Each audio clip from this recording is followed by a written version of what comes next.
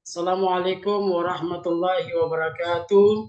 Waalaikumsalam warahmatullahi Waalaikumsalam warahmatullahi wabarakatuh. wabarakatuh. Alhamdulillah, alhamdulillahi rabbil alamin wa syukurillah wala hawla wala quwata illa billah.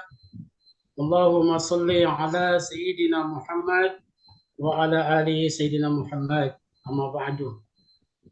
Baik, siswaku yang saya banggakan, puji syukur kita aturkan kehadirat Allah Subhanahu wa taala yang telah memberikan kesehatan kepada kita semua, kesempatan sehingga dengan nikmat ini kita bisa melaksanakan proses belajar mengajar pada saat ini. Kemudian salawat serta salam selalu tercurahkan kepada baginda kita Muhammad sallallahu alaihi wasallam beserta para keluarganya, sahabatnya, dan para pengikutnya yang masih setia hingga saat ini. Baik, siswa yang saya banggakan, sebelum kita memulai pembelajaran, terlebih dahulu agar supaya berkah pertemuan kita pada kesempatan kali ini, Bapak pimpin doa, kemudian siswa-siswaku sekalian mengamini. Semoga manfaat yang kita dapatkan dalam proses pembelajaran ini, ilmu yang kita bisa dapatkan bisa kita aplikasikan di dalam kehidupan kita sehari-hari. Jadi Bapak memulai dengan bacaan doa. Bismillahirrahmanirrahim. Allahumma salli ala sayyidina Muhammad wa ala alihi sayyidina Muhammad. Raditu billahi rabba wa bil islami dina wa bi Muhammadin nabiyya wa rasula. Rabbi zidni ilma warzuqni fahman. Baik, siswaku yang saya banggakan, sebagaimana telah Bapak jelaskan pada pekan lalu, bahwa pertemuan kali ini kita akan membahas tentang penyelenggaraan jenazah. Jadi penyelenggaraan jenazah.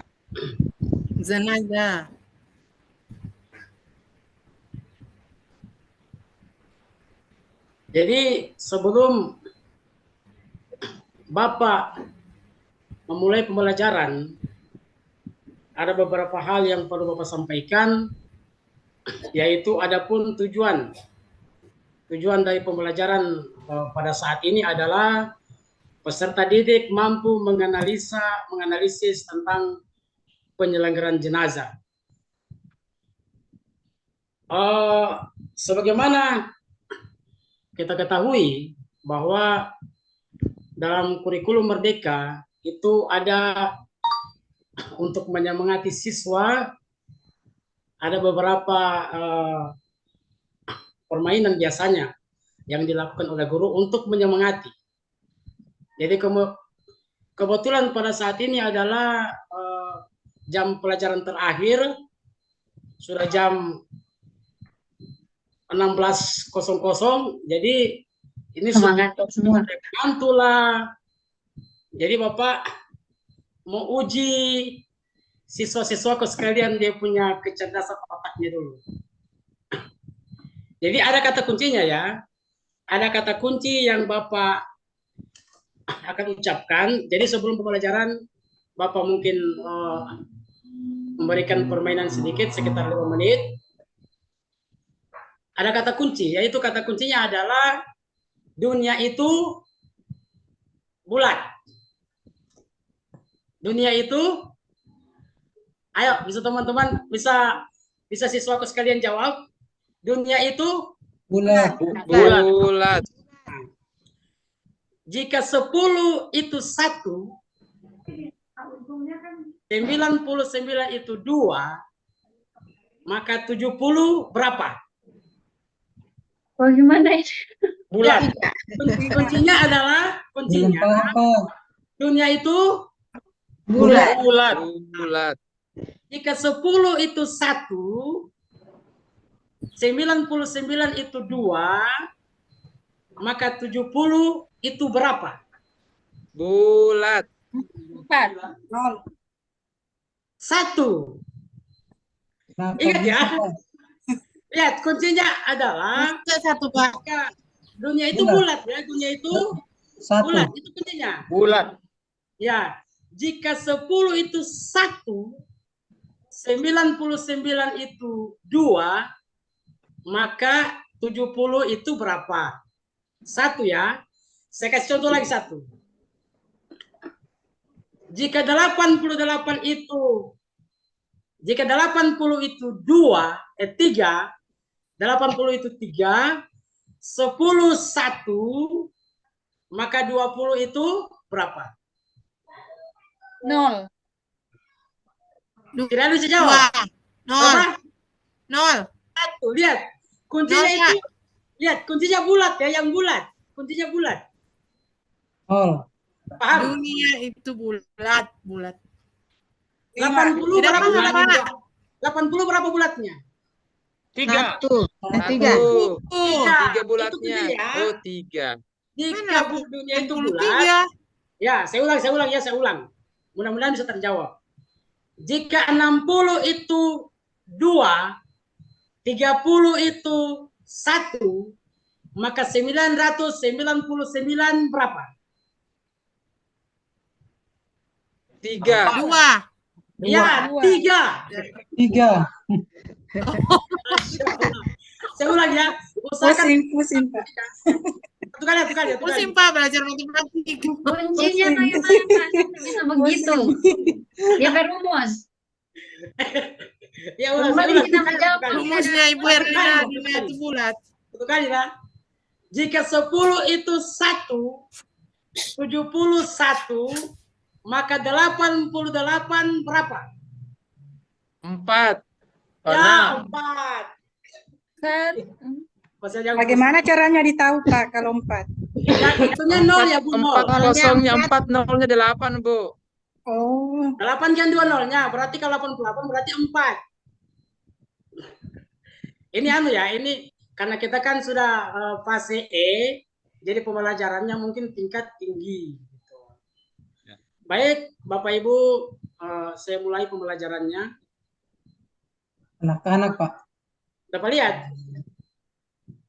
Kelihatan? Belum. Belum Makanya ada. Bapak yang kelihatan. Bagaimana cara kelihatan ya? Pak Iram, bagaimana cara Pak Iram? Coba Bapak yang kelihatan nih. Sudah kelihatan sudah? Sudah belum? Belum, Pak. Sudah belum? Ya, Sudah. bukan pembelajaran ini. Yang muncul cuma tabel WA. WA. Di WA. Oh, itu ada penyelenggaraan jenazah di bawah Sudah, Oh sudah. iya. open. Iya, Ada. di Teams open dulu tuh, Pak. Ya, Teams open dulu itu. Teams open. Open. Saya belum pernah ini kemarin. Sudah ini. Nah, ini. Ya, baik. Sudah. Sudah, Iya. Pak. Baik. Siswaku yang saya banggakan, jadi pertemuan kita kali ini adalah proses penyelenggaraan jenazah. Jadi yang kita pelajari kali ini adalah keempat ya. Peta konsep itu yang pertama memandikan jenazah, kemudian yang kedua mengkafani jenazah, yang ketiga menyolatkan jenazah, dan keempat menguburkan jenazah. Jadi semua dari keempat ini hukumnya adalah fardu apa? Kifayah. Kifayah. Pak Salam. Adik Salam, minta tolong untuk jelaskan apa itu fardu kifayah. Bagaimana? Fardu kifayah adalah apabila sesuatu yang berada di satu tempat tidak ada orang yang melakukannya, maka orang satu kampung tersebut berdosa. Tetapi apabila ada di satu tempat ada orang yang bisa melakukannya satu orang saja, maka posisinya orang tersebut terbebas dari semua dosa yang dilakukannya. Masya Allah. Ini sudah siswaku yang paling pintar di kelas. Masya Allah. Allah. Jadi sebelum proses kematian, itu ada yang namanya Sakaratul Pak Demin.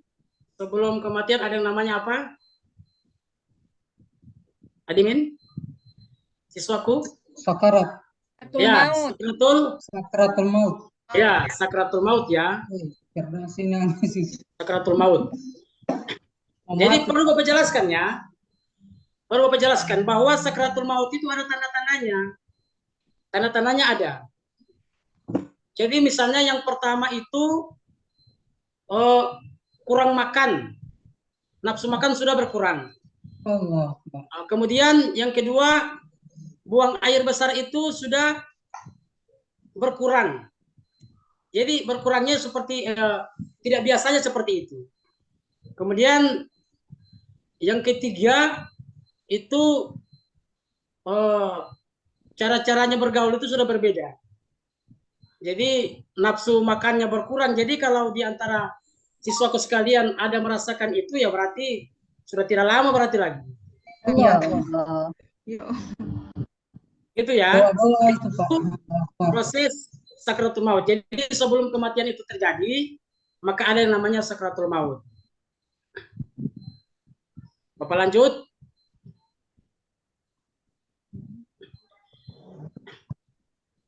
Pak Irham, siswaku Irham, bisa dibacakan dulu ayatnya? Atau siapa yang bisa? Bismillahirrahmanirrahim. Wa ja'at sakaratul mauti bil haqqi zalika ma kunta minhu tahidu. Ya, Sadaqallahul azim. terima kasih. Ibu Herlina minta tolong bacakan lagi. Tunggu Pak, saya tidak kelihatan. Oh, Sampai kelihatan. kacamata dulu. Ya, tafadhol. A'udzu billahi minasyaitonir rajim. Wa ja'at sakratul mauti bil haqqi dzalika ma kunta minhu tahid. Ya, terima kasih. Sadaqallahul azim. Kemudian Maryam, bisa dibacakan terjemahannya? Artinya, dan datanglah sakratul maut yang sebenar-benarnya, itulah yang kamu selalu lari daripadanya. Ya. Jadi Bapak jelaskan ya, keadaan sakratul maut ini pasti ada setiap manusia. Jadi makanya kita diingatkan oleh kematian itu, ditandai-tandai, diberikan tanda itu sakratul maut. Jadi sakratul maut dan kematian itu sesuatu yang pasti. Jadi Bapak lanjut, jadi proses penyelenggaraan jenazah itu dimulai dari memandikan. Memandikan.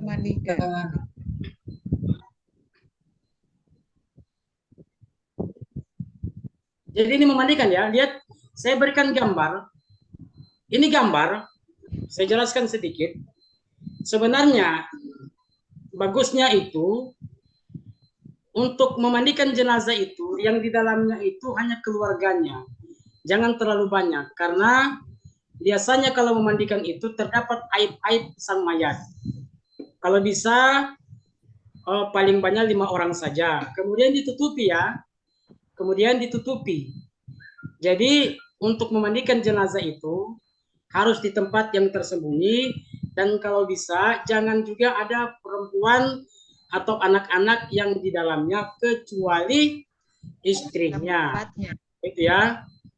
Jadi pelajaran buat kita bahwa kalau bisa, makanya saya perlihatkan ini untuk bisa menjadi contoh, kalau bisa jangan banyak orang yang masuk di dalam, karena sekali lagi saya katakan, Bapak Guru katakan, di dalam itu terdapat aib.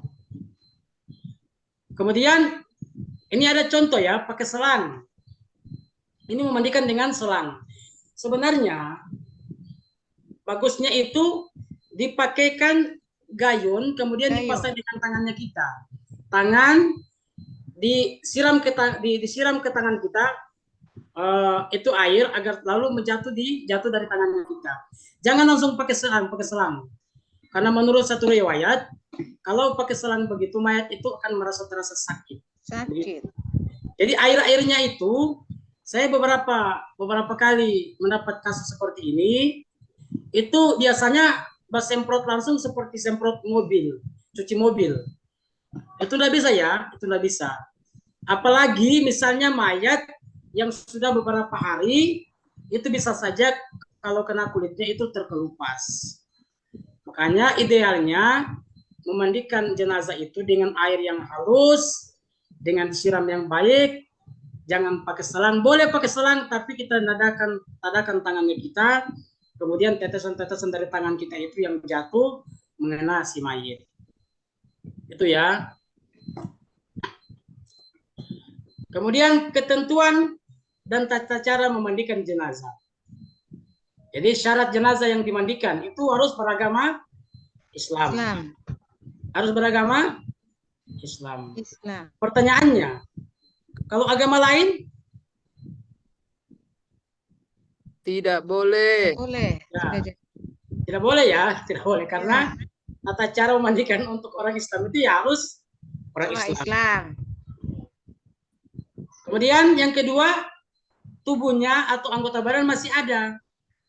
Kalau tidak ada, ya tidak mungkin ya. Tidak mungkin dimandikan kalau tidak ada jenazah. Kemudian yang ketiga, jenazah tersebut bukan mati syahid. Jadi mati syahid itu, jenazah itu kalau dalam peperangan misalnya itu tidak perlu lagi dimandikan. Dia langsung dikuburkan dengan pakaian-pakaian itu walaupun berlumuran darah. Dia langsung, kenapa begitu? Karena pakaian-pakaian itu sebagai saksi bahwa mayat ini dia mati syahid. Jadi ketika orang yang mati syahid, yang mati dalam peperangan, itu tidak perlu lagi dimandikan.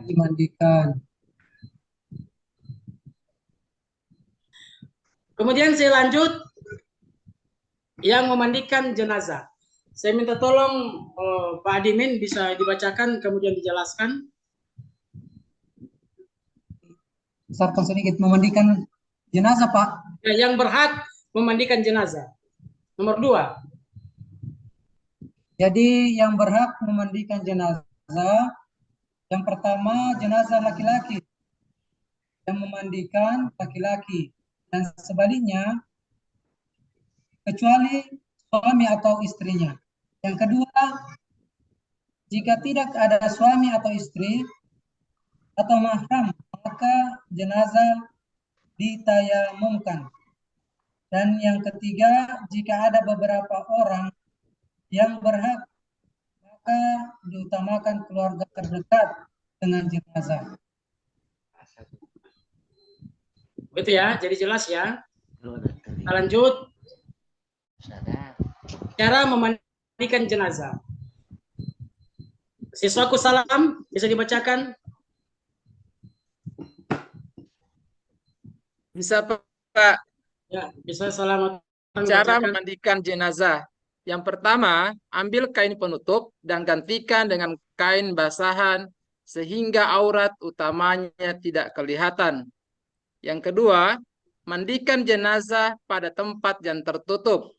Yang ketiga, pakailah sarung tangan dan bersihkan jenazah dari segala kotoran. Yang keempat, ganti sarung tangan yang baru, lalu bersihkan seluruh badannya dan ditekan perutnya berlahan-lahan jika jenazah tidak hamil. Yang kelima, tinggikan kepala jenazah agar air tidak mengalir ke arah kepala. Yang berikutnya, masukkan jari tangan yang telah dibalut dengan kain basah ke mulut jenazah, gosok giginya dan bersihkan hidungnya, kemudian wudhukan sampai wudhu itu untuk sholat. Yang berikutnya, siramkan air ke tubuh yang sebelah kanan dahulu, kemudian ke sebelah kiri. Dan terakhir, mandikan jenazah dengan air sabun dan air mandinya yang terakhir dicampur dengan wangi-wangian. Ya, terima kasih. Berikan aplaus kepada Selamatan karena atas usahanya yang telah menjelaskan dan membaca tadi cara-cara memandikan jenazah. Kita lanjut mengkafani jenazah.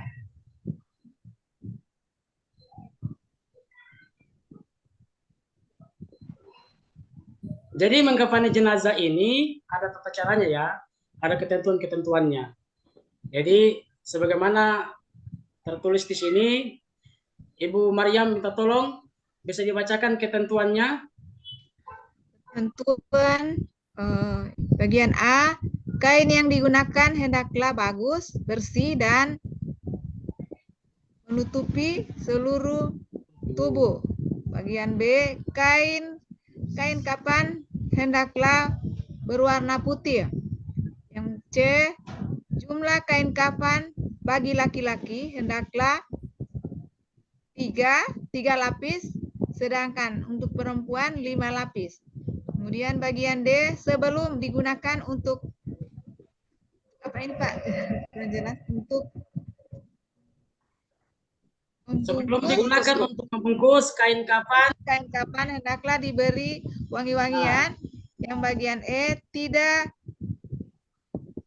berlebihan dalam mengkafani jenazah. Ya.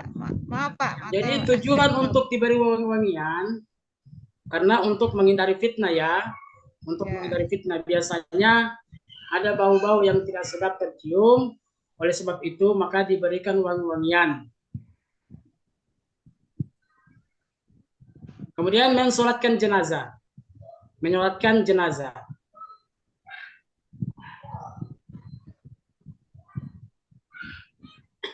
Jadi adapun cara-cara pelaksanaan sholat jenazah yaitu dengan untuk laki-laki ya, untuk laki-laki membaca niat. Jadi niatnya Ibu Jumana bisa dibacakan dulu niatnya untuk laki-laki. Wih, kecil, pakai kacamata tapi kecil. Sekali. Pak. Ya. Lagi. Nah. Oke, niat sholat jenazah untuk laki-laki. Usolli ala hazal mayyiti arba'a takbiratin fardol kifayati lillahi ta'ala. Ya, itu niatnya untuk satu saya dulu ya. Semua jadi Pak. Untuk niat kalau mayatnya laki-laki, itu niatnya untuk kalau mayatnya laki-laki. Kemudian untuk mayatnya perempuan, Ebet bisa dibacakan Ebet? Untuk niat. Bismillahirrahmanirrahim. Sholli ala hadil maitati arba'a takbiratin fardal kifayati lillahi ta'ala. Ya, alhamdulillah. Kemudian itu kalau mayatnya perempuan. Jadi ada juga mayat kalau tidak kelihatan. Misalnya keluarga kita yang meninggal di tempat jauh, kita juga bisa menyolatkan. Bisa menyolatkan di zamannya sholat jenazah gaib. Baik, Ilham bisa dibacakan? Ilham? Yang mana itu Pak? Ya, yang gaib, jenazah gaib. Bismillahirrahmanirrahim. Usolli alal mayyitil ghaibi fulanan arba takbiratin fardal kifayati lillahi ta'ala. Ya, terima kasih. Jadi fulanan ini maksudnya adalah nama jenazah ya. Kenapa disebutkan? Karena kita berada di tempat jauh dan mayatnya tidak berada di depan kita. Jadi dibacakan namanya, kalau bisa itu dibacakan bin atau bintinya. Biar jelas. Misalnya ini ya. Misalnya Salam. Salam kan banyak orang namanya Salam. Jadi kalau Salam bin Ilham, boleh. Berarti hampir tidak ada orang namanya itu Salam bin Irham. Jadi makanya dibacakan nama yang lengkapnya. Kemudian yang kedua, membaca surat Al-Fatihah. Jadi setelah bacaan tadi, setelah kita membaca niat tadi, maka kita mengangkat takbir. Allahu Akbar. Membaca surat Al-Fatihah. Al-Fatihah. Kemudian takbir selanjutnya, Salawat Nabi. takbir selanjutnya itu membaca Salawat Nabi. salawat Nabi. Salawat Nabi boleh yang panjang dan boleh yang pendek. Boleh yang panjang dan boleh yang pendek. Allahumma shalli ala Sayyidina Muhammad wa ala ali Sayyidina Muhammad kama shallaita ala Sayyidina Ibrahim dan selanjutnya. Begitu ya. Kemudian takbir ketiga membaca doa. Doa. Membaca doa. Allahumma ghfir lahu warhamhu wa'afihi Wa'afu anhu. wa'anhu. Jadi ini kalau mayatnya Laki-laki. ya laki-laki. Herlina bisa dibacakan kalau perempuan? Mana, Pak? Di bawah. Mana? Ini aja Di dibaca. bawah, Bu. Allah Yang takbir keempat, Bu.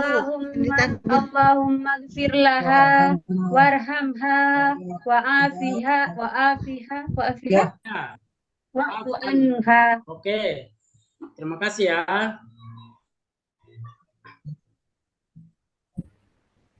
Kemudian ini takbir keempat. Takbir keempat itu kita membaca ya. Buat Adimin bisa dibacakan? Allahumma tahrimna ajrahu wa la taftina ba'dahu waghfir lana wa lahu. Walahu. Itu kalau mayatnya Laki. laki-laki. Maryam bisa dibacakan perempuan kalau mayatnya perempuan? Ini.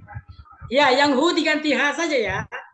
Iya. Ya, bisa? Allahumma la Tahrimna tahrimna ajraha ajraha Ya. wala tabtina waghfir lana walaha. Ya. Kemudian setelah itu kita salam, kemudian membaca doa. Kemudian menguburkan jenazah. Jadi menguburkan jenazah ini ada beberapa cara ketika menguburkan jenazah. Jadi Bapak bacakan karena mungkin di situ kecil hurufnya. Jadi ada 10 cara ketika menguburkan jenazah. Yang pertama, turunlah 3 orang ke liang lahat guna menerima jenazah. Ada yang menerima jenazah pada bagian kepala, bagian tangan dan bagian kaki. Jadi untuk menjemput mayat itu, jadi setidaknya ada 3 orang yang di liang lahat. Di dalam kubur itu satu pegang kepala, satu pegang badan dan satu pegang kaki. Dan yang kedua, angkatlah jenazah pelan-pelan. Orang yang berada di atas liang lahat bertugas mengangkat jenazah. Ada yang memegang kepala, perut, dan kaki. Ketiga, memasukkan jenazah dari arah kaki kubur atau dari samping kubur, mana yang mudah. Jadi mana yang mudah dipilih saja.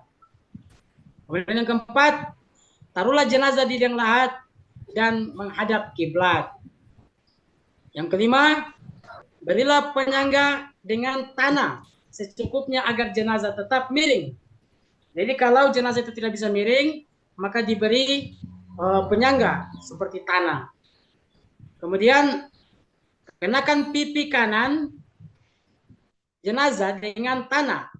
Oleh karena itu, lepaskan tali pocong kain kafan di lengannya, dilonggarkan di bagian kepala agar mudah ditarik untuk meletakkan pipi mengenai tanah. Jadi fungsi dilepaskan pocong ini bukan berarti pocong mau lari ya, tidak. Jadi seperti yang saya bacakan tadi, untuk melonggarkan tali untuk meletakkan pipi mengenai tanah. Yang ketujuh, tutuplah liang lahat dengan papan kayu atau yang lain. Kemudian 8, timbunlah pelan-pelan liang lahat sampai selesai. 9, berilah tanda dari kayu atau batu. Jadi yang kita kenal dengan batu nisan. Kemudian doakan si mayit dan keluarkan dan keluarga yang ditinggalkan. Jadi itulah materi yang rentetan materi yang sudah kita pelajari pada hari ini. Jadi yang pertama tadi, sebagaimana peta konsep yang saya sebutkan, yang pertama memandikan jenazah, mengkafani jenazah, menyolatkan jenazah, dan menguburkan jenazah. Ketika 4 ini kita sudah lewati, kita kerjakan, maka tugas-tugas keluarga yang ditinggalkan itu telah selesai. Baik, anak-anakku sekalian, ada 2 soal yang Bapak berikan kepada kalian untuk dikerjakan. Yang pertama, apa tanda-tanda orang ketika meninggal? Sebutkan 3 di antaranya. Jadi ada banyak ya, ada banyak tanda-tanda orang ketika meninggal dunia. Jadi saya minta tolong disebutkan 3 saja. Kemudian apa saja tugas keluarga ketika salah seorang meninggal dari anggota keluarganya. Jadi ada tugas dan kewajiban kita sebagai keluarga untuk mengurus jenazah ketika ada keluarga kita yang meninggal dunia. Jadi cukup sekian pertemuan kali ini. Semoga soal-soal ini bisa dikerjakan. Semoga pertemuan kita pada kali ini bermanfaat. Dan Bapak ingatkan, untuk pertemuan pekan depan kita akan mengadakan praktek sholat jenazah. Jadi praktek sholat jenazah ini, sebagaimana kita pelajari tadi, kita praktekkan cuman praktek sholatnya saja. Jadi sekali lagi Bapak katakan, yang kita praktekkan adalah praktek sholatnya saja. Jadi demikian, sampai ketemu pekan depan. Bapak akhiri, wallahu muwaffiq ila aqwamit thoriq. Assalamualaikum warahmatullahi wabarakatuh. Waalaikumsalam. Waalaikumsalam. Waalaikumsalam.